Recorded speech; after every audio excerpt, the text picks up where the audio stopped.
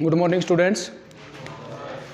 आज का जो हमारा टॉपिक है उसका नाम है कम्बिनेशन ऑफ रेजिस्टेंसेस, प्रतिरोधों को आपस में किसी भी इलेक्ट्रिकल सर्किट में जोड़ना। अब टॉपिक शुरू करने से पहले दो चीज़ों के ऊपर हम डिस्कस करेंगे कि इन रेजिस्टेंस को जोड़ा कैसे जाएगा सर्किट में और क्यों जोड़ा जाएगा।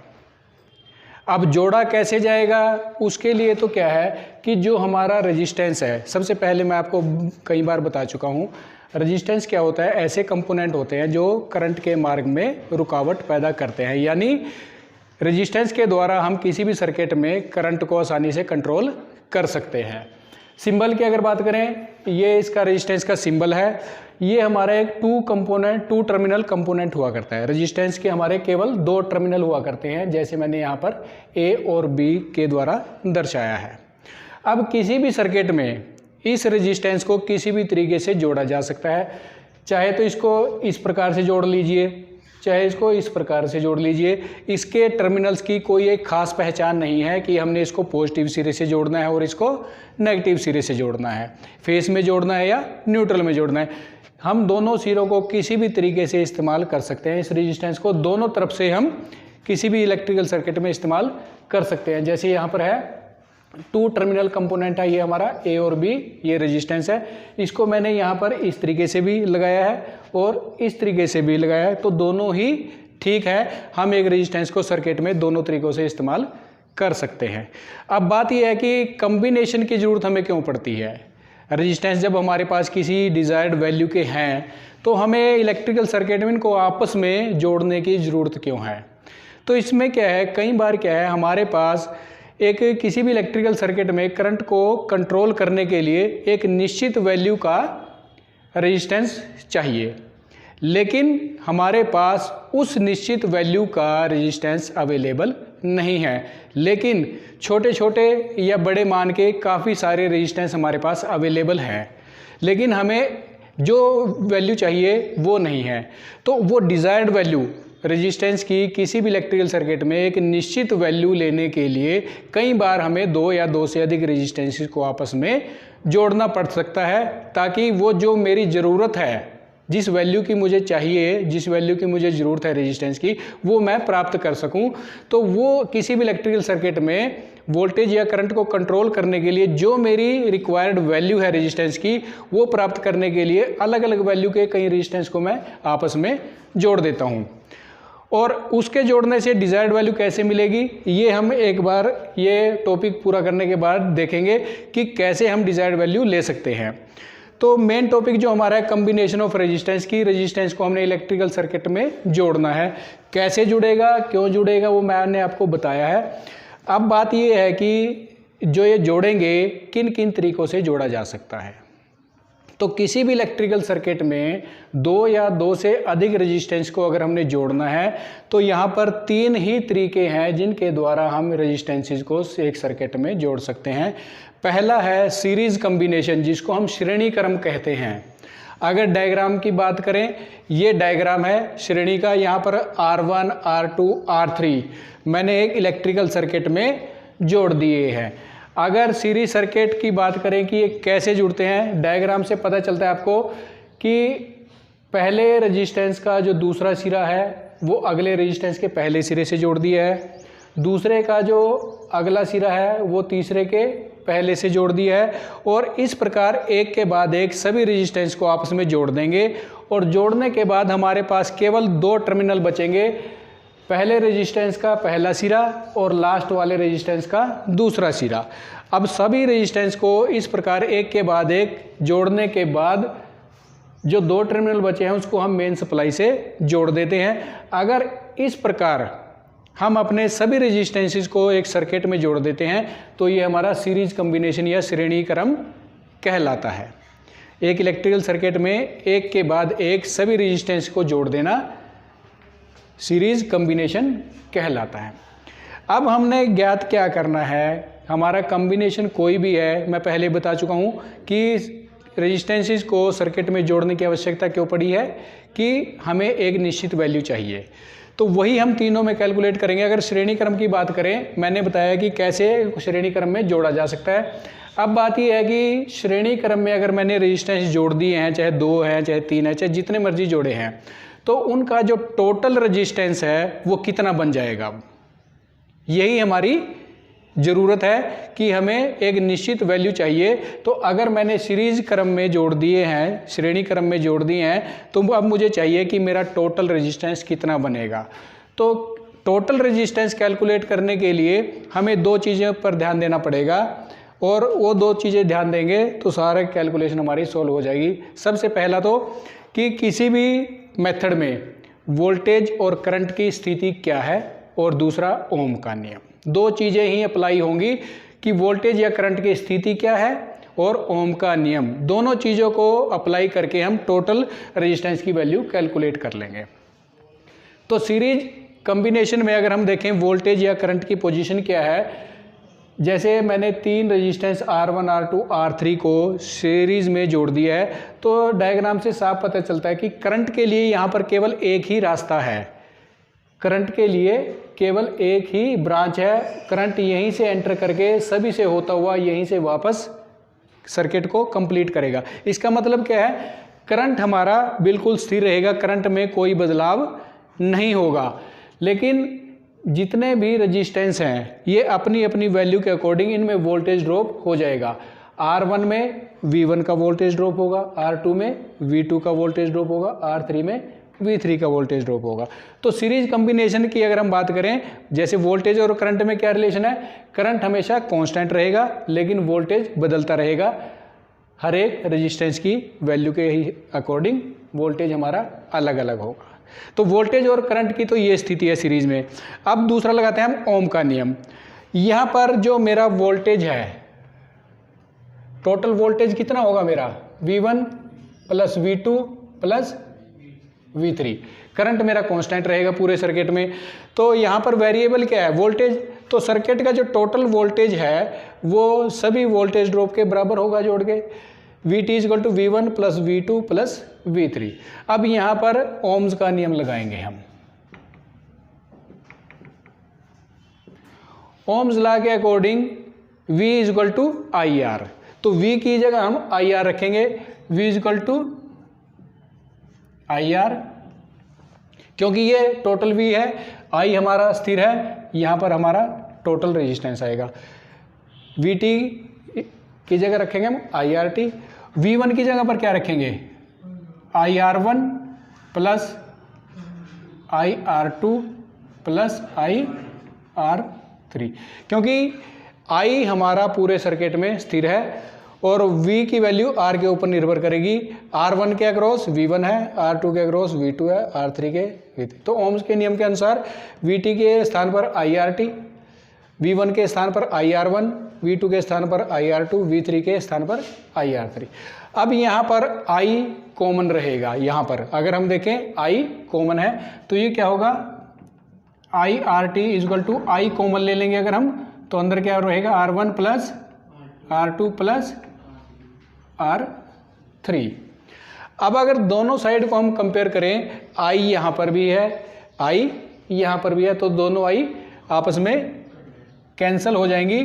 तो फाइनल फार्मूला मेरा क्या बनेगा, RT equal to R1 plus R2 plus R3। तो टोटल रेजिस्टेंस कैलकुलेट करने का सीरीज में ये फार्मूला है कि आपके सर्किट में जितने भी रेजिस्टेंस लगे हैं सबको आपस में आप जोड़ दीजिए तो आपके सर्किट का टोटल रेजिस्टेंस आ जाएगा। यहाँ पर मैंने 3 लिए हैं तो इसलिए मैंने R1 plus R2 plus R3 लगाए हैं। अगर मान लीजिए कुछ आगे भी है तो जहाँ तक भी आपका सीरीज चलेगी, मान लीजिए n नंबर है n, ये आपका सीरीज उसमें कॉम्बिनेशन में टोटल रेजिस्टेंस की वैल्यू आ जाएगी। दूसरा कॉम्बिनेशन हमारा है पैरेलल कॉम्बिनेशन, समानांतर तरीका जिसको हम कहेंगे। समानांतर में कैसे जुड़ता है, डायग्राम के अकॉर्डिंग अगर हम देखें कि मान लीजिए मेरे पास 3 रेजिस्टेंस है R1, R2 और R3। मैंने इनको सर्किट में कैसे जोड़ा है कि सभी रेजिस्टेंस की एक तरफ के सिरों को मैंने एक जगह पर कॉमन कर दिया है और सभी रेजिस्टेंसेस के दूसरे तरफ के सिरों को मैंने एक स्थान पर इकट्ठा कर दिया है। अब ऐसा करने से मेरे पास 2 टर्मिनल बचे हैं, ये और ये। इन दोनों टर्मिनल्स को मैं मेन सप्लाई से जोड़ दूंगा तो ये मेरा कॉम्बिनेशन पैरेलल कॉम्बिनेशन कहलाएगा, समानांतर क्रम में रेजिस्टेंस को जोड़ना कहलाएगा। दोबारा बता देता हूँ, सभी प्रकार के रेजिस्टेंसेस जितने भी आपने सर्किट में लगाए हैं, सभी रेजिस्टेंसेस के एक तरफ के सिरों को एक जगह पर कंबाइन कर दो, दूसरी तरफ के सभी सिरों को एक तरफ कंबाइन कर दो और दोनों टर्मिनल को मेन सप्लाई से जोड़ दो तो आपका पैरेलल कॉम्बिनेशन तैयार हो जाएगा। अब टोटल इस कॉम्बिनेशन का टोटल रेजिस्टेंस कैलकुलेट करने की वही दो बातें कि वोल्टेज और करंट की स्थिति क्या है और दूसरा ओम्स का नियम क्या कहता है। तो अगर डायग्राम में देखो, यहाँ से देखो अलग अलग मेरी 3 ब्रांचेस बन चुकी हैं। जितने रेजिस्टेंस मैंने पैरेलल में लगाए उतनी ब्रांचेस हो जाएंगी। तो जो मेरा मेन करंट यहाँ पर टोटल करंट था वो यहाँ पर आकर तीनों अलग अलग ब्रांचेस में डिवाइड हो जाएगा। R1 में I1 चला जाएगा, R2 में I2 चला जाएगा, R3 में I3 चला जाएगा। अगर वोल्टेज की बात करें, पूरे पैरेलल सर्किट में वोल्टेज एक समान रहेगा। R1 में भी उतना ही रहेगा जितने की मैंने यहाँ सप्लाई दी है, R2 में भी उतना ही रहेगा जितनी यहाँ सप्लाई है, R3 में भी उतना ही रहेगा जितनी यहाँ पर सप्लाई है। वोल्टेज सभी में सेम रहेगा, लेकिन जो टोटल करंट है वो इनकी वैल्यू के अकॉर्डिंग अलग अलग ब्रांचेज में अलग अलग हो जाएगा। तो वोल्टेज और करंट की स्थिति मैंने बता दी है। अब इसी में हम ओम का नियम लगाएंगे। तो यहाँ पर वोल्टेज तो स्थिर था लेकिन करंट बदलने वाला था। तो यहाँ पर जो सर्किट का मेरा जो टोटल करंट है IT equal to I1 plus I2 plus I3, यही बनेगा। अब यहाँ पर हम लगाएंगे ओम का नियम। ओम के नियम के अकॉर्डिंग I का मतलब क्या था, I equal to V upon R। जैसे ये मैंने T लिखा है तो यहाँ पर भी मैं RT लिखूंगा। और I1 का मतलब होता है V बटे R1, I2 V बटे R2 और I3 V बटे R3, क्योंकि V तो कॉमन है, करंट की वैल्यू बदलती है R के अकॉर्डिंग। तो यहाँ पर V बटे RT इजकल टू, यहाँ से मैं V कॉमन ले लूँगा, तीनों में कॉमन है तो अंदर आ जाएगा मेरा 1 बटे R1 प्लस 1 बटे R2 प्लस 1 बटे R3, ये आ जाएगा। V और V दोनों साइड है, दोनों साइड का V और V कैंसिल होने के बाद यहाँ पर आ जाएगा 1 upon RT equal to 1 upon R1 plus 1 upon R2 plus 1 upon R3। ये 3 थे मेरे पास। उसी तरीके से अगर मेरे पास 3 से ज़्यादा हो तो n तक लेके चलेंगे प्लस 1 अपॉन RN। तो पैरेलल कॉम्बिनेशन में अगर टोटल रेजिस्टेंस निकालना उसका फार्मूला होता है 1 upon RT equal to 1 upon R1 plus 1 upon R2 plus 1 upon R3 और लास्ट तक जितने भी आपने लगाए हैं, ये फार्मूला आपका नंबर 2 बन जाता है पैरेलल कॉम्बिनेशन में। इस तरीके से हम टोटल रेजिस्टेंस इस सर्किट का कैलकुलेट कर सकते हैं।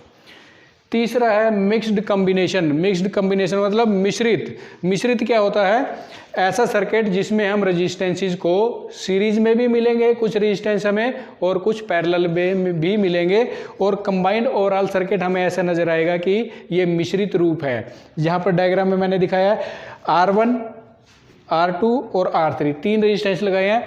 R2 और R3 आपस में कौन सी सिचुएशन में है, पैरेलल में, और ये दोनों पैरेलल R1 के सीरीज में है। अगर कहीं पर भी इस प्रकार का सर्किट आपको नजर आए कि कुछ रेजिस्टेंसेस सीरीज में है और कुछ रेजिस्टेंसेस आपस में पैरेलल में है, तो इस प्रकार का जो कॉम्बिनेशन होता है वो मिक्स्ड कॉम्बिनेशन कहलाता है। इसको सीरीज पैरेलल कॉम्बिनेशन भी कहा जाता है, क्योंकि सीरीज में मिलेंगे आपको, पैरेलल में मिलेंगे, और मिक्स्ड कॉम्बिनेशन भी कह सकते हैं। अगर यहाँ पर कैलकुलेशन की बात करें कि अगर ऐसा कॉम्बिनेशन आपको मिलता है तब हम टोटल रेजिस्टेंस कैसे कैलकुलेट करेंगे, फार्मूला वही है। अगर मैं इस सर्किट की बात करूं तो क्या होगा, सबसे पहले मैं R2 और R3 को सोल्व कर लूँगा और सीरीज के साथ करूँगा। अगर मैं यहाँ टोटल रेजिस्टेंस की बात करूँ तो R1 सीरीज में है प्लस ये दोनों पैरेलल में है। पैरेलल में जोड़ने का दोनों का तरीका लगा लो।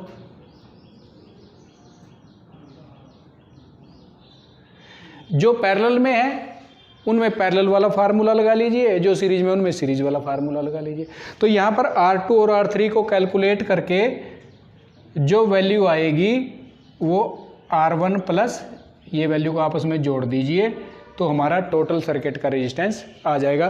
फार्मूला सीरीज और पैरेलल का ही लगेगा, इसके लिए कोई नया फार्मूला नहीं है।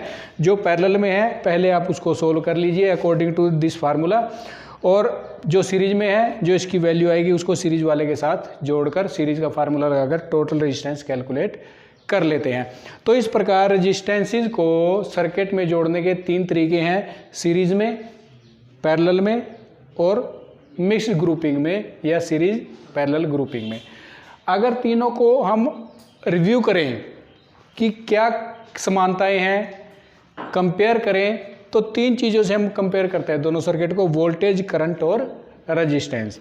अगर मैं वोल्टेज की बात करूं, सीरीज में वोल्टेज हमेशा वेरिएबल रहेगा, बदलता रहेगा, और टोटल वोल्टेज जो होगा V1 plus V2 plus Vn तक चला जाएगा। जितने भी हमने रेजिस्टेंस लगाए सब के अक्रॉस वोल्टेज ड्रॉप अलग अलग हो जाएगा। सीरीज में वोल्टेज ड्रॉप अलग अलग होंगे, जबकि पैरेलल में वोल्टेज स्थिर रहेगा, जितना मेरा टोटल है उतना ही सर्किट का वोल्टेज रहेगा। अगर करंट की बात करें, सीरीज में करंट हमेशा स्थिर रहेगा, क्योंकि करंट के लिए कोई अलग ब्रांच नहीं है, केवल एक ही ब्रांच है, तो टोटल करंट रहेगा वो सर्किट करंट के बराबर रहेगा। अगर पैरेलल में करंट देखें तो वेरिएबल रहेगा, यहाँ पर जितनी ब्रांचेज होगी करंट उतने में अलग अलग डिस्ट्रीब्यूट हो जाएगा। जो सर्किट टोटल करंट है वो I1 plus I2 plus I जितने भी आपने लगाए उनका जो कम्बिनेशन होगा वो टोटल करंट हो जाएगा। और अगर रेजिस्टेंस की बात करें, सीरीज में जो टोटल रेजिस्टेंस होगा उसका फार्मूला है RT equal to R1 plus R2 plus R3 plus RN, last तक चला जाएगा। लेकिन एक खास बात क्या है कि जब रेजिस्टेंस सीरीज में होते हैं और उनका जो टोटल होता है वो हमेशा सबसे बड़े रेजिस्टेंस की वैल्यू से ज़्यादा होता है। अगर आपने सर्किट में 3 रेजिस्टेंस लगाए हैं तो जो आपने सबसे बड़ा वैल्यू का रेजिस्टेंस लगाया है तो टोटल हमेशा उससे ज़्यादा ही आएगा। वो मैं अभी प्रूव करूंगा कैसे जो पड़ेगी। पैरेलल में ये फार्मूला होता है 1/RT equal to 1/R1 plus 1/R2 plus so on. लेकिन यहाँ पर जो टोटल रेजिस्टेंसेस होगा उसकी वैल्यू हमेशा सर्किट में लगे हुए जो सबसे छोटा रेजिस्टेंस है उससे कम आएगा। अपोजिट हो गया ना। सीरीज में क्या है, जो सबसे बड़ा लगा है टोटल हमेशा उससे ज़्यादा आएगा। पैरेलल में क्या है, जो सबसे छोटा लगा है टोटल हमेशा उससे कम ही आएगा। और अगर मिक्स्ड ग्रुपिंग की बात करें, मिक्स्ड ग्रुपिंग में क्या होगा, जितने भी आपने रेजिस्टेंस लगाए हैं तो वैल्यू सबसे छोटे और सबसे बड़े के बीच में वेरी कहीं भी कर सकती है। तो सीरीज में सबसे बड़े से ज़्यादा, पैरेलल में सबसे छोटे से कम और मिक्स्ड में मॉडरेट, पहले और लास्ट, मतलब सबसे छोटे और सबसे बड़े के बीच की वैल्यू के बीच में रहेगी। अब मैं इस टॉपिक पे दोबारा आऊँगा जहाँ मैंने किया था कि ज़रूरत क्यों पड़ती है, और मैंने बताया था कि एक निश्चित वैल्यू लेने के लिए हमें कॉम्बिनेशन करना पड़ता है। अब उसको प्रूव करने के लिए मान लीजिए ये मैंने 2, 4 और 6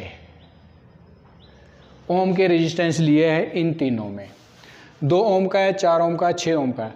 अगर मुझे 6 से ज़्यादा चाहिए तो मैं इन कॉम्बिनेशन से, मुझे चाहिए 8 का भी चाहिए, मुझे 10 ओम चाहिए, मुझे 12 ओम चाहिए, लेकिन मेरे पास अवेलेबल केवल 2 है, 4 है, 6 है। मुझे सर्किट में 10 ओम का रेजिस्टेंस चाहिए जो मेरे पास अवेलेबल नहीं है। मेरे पास है 2 का है, 4 का है, 6 का है। तो इनको मैं सीरीज में जोड़कर अपना कॉम्बिनेशन बना सकता हूँ। क्यों? अगर मैं सीरीज में जोड़ूँ तो मेरा टोटल आ जाएगा फार्मूले के according R1 plus R2 plus R3, 2 plus 4 plus 6 is equal to 12 ohm. मैं 12 ओम का कर सकता हूँ। अगर मुझे 8 चाहिए तो मैं 2 प्लस 6 से 8 कर सकता हूँ। अगर मुझे 10 चाहिए 4 प्लस 6 से 10 ओम भी कर सकता हूँ। तो मैं 3 से देखो अलग 2 भी ले सकता हूँ, 4 भी ले सकता हूँ, 6 भी ले सकता हूँ, ये तो मेरे पास थे ही। इनके अलावा भी मैं 8 भी ले सकता हूँ, 10 भी ले सकता हूँ, 12 भी ले सकता हूँ। तो जितनी मेरी डिजायर्ड वैल्यू है मैं इनको आपस में जोड़कर कैलकुलेट करके अपना डिजायर्ड वैल्यू प्राप्त कर सकता हूँ। अगर पैरेलल की बात करें, यही मेरे पास है, तो यहाँ पर फार्मूले के अकॉर्डिंग कैसे आएगा, 1/2 प्लस 1/4 प्लस 1/6। यहाँ पर एलसीएम लेंगे हम। एलसीएम मान लीजिए आ गया आपका 12, कैलकुलेशन करके 6 plus 3 plus 2 is equal to 11/12। अब कन्फ्यूज़न क्या होती है, बच्चे कैलकुलेट करते हैं कि ये आपकी वैल्यू आ गई है, लेकिन नहीं, आपने एक स्टेप लेके चलना है। मुझे वैल्यू चाहिए आरटी की, टोटल रेजिस्टेंस की, लेकिन जबकि ये फार्मूले के अकॉर्डिंग क्या है, 1/RT की वैल्यू आई है। ये फार्मूले के हिसाब से 1/RT मेरा आ गया 11/12, जबकि मुझे चाहिए क्या, RT। तो RT करने के लिए मुझे इसको उल्टना पड़ेगा, तो 12/11 ये लगभग 1 ओम के आसपास आ जाती है। यहाँ पर बच्चे गलती करते हैं, उल्टा नहीं करते, 1/RT की जो वैल्यू आती है उसको लिख देते हैं, लेकिन ये गलत है, क्योंकि हमें RT की वैल्यू चाहिए तो इसको हमें उल्टना पड़ेगा। तो यहाँ पर 1 ओम आया है, जो मैंने पहले बताया था कि सीरीज कम्बिनेशन में सबसे बड़े से हमेशा ज़्यादा वैल्यू आती है। देखो यहाँ पर सबसे बड़ा 6 था और वैल्यू आई है 12। पैरेलल में सबसे छोटे से कम वैल्यू आती है, सबसे छोटा कौन सा था, 2, और मेरी वैल्यू आई है 1। अगर मैं इन्हीं को पैरेलल में करके देखूं कि 2 मेरा यहाँ है, 4 और 6 यहाँ है, तो 2 और 6 के बीच में लगभग 4 या 4.5 के आसपास वैल्यू आएगी। तो इस प्रकार से 2 या 2 से ज़्यादा रेजिस्टेंसेस को हम सीरीज, पैरेलल या मिक्स्ड ग्रुपिंग में जोड़ने के बाद अपनी रिक्वायर्ड वैल्यू का रेजिस्टेंस ले सकते हैं, ताकि हम सर्किट के वोल्टेज या करंट को आसानी से कंट्रोल कर सकते हैं। Thank you.